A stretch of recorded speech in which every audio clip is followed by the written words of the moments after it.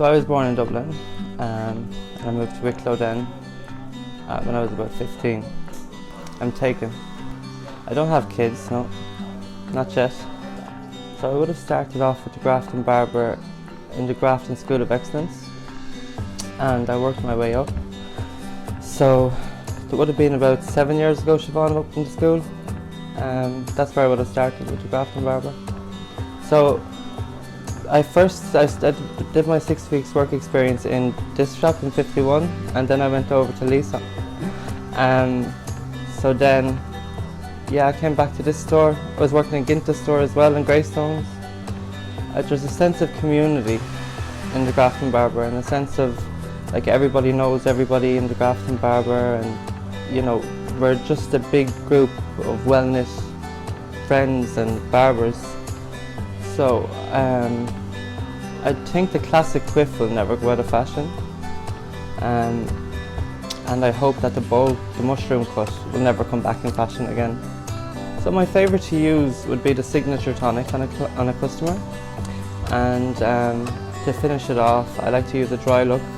So I'd use the volume spray mostly, and I'd use the dusted powder. So I would say start off with a good course and a brilliant teacher. Work your way up from there, and don't give up, because it will be difficult. You will have to put in the hard time to get the good time. I most admire Hugh and Connor, and I'm not just saying that because they're my boss. It's just because every time that I'm stuck with anything, like if it's colour, if it's anything, any advice that I ever needed, I always got the guidance from Hugh and Connor. I'd always knew they were a phone call away, so that was always a big thing for me.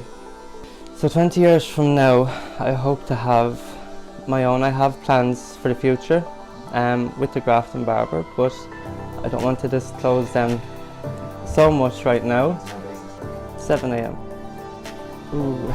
Well, I love jackets and I love coats, so they call me Johnny 40 Jackets at home.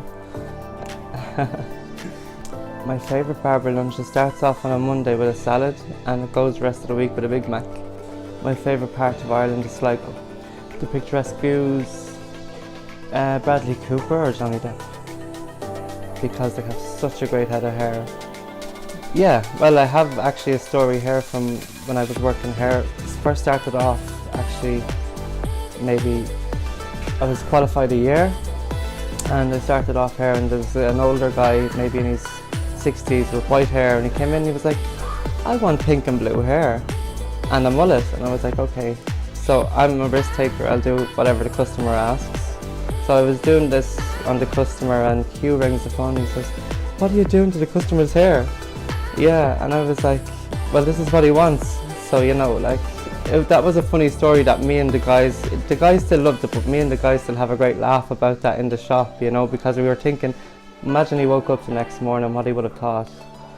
What did I do?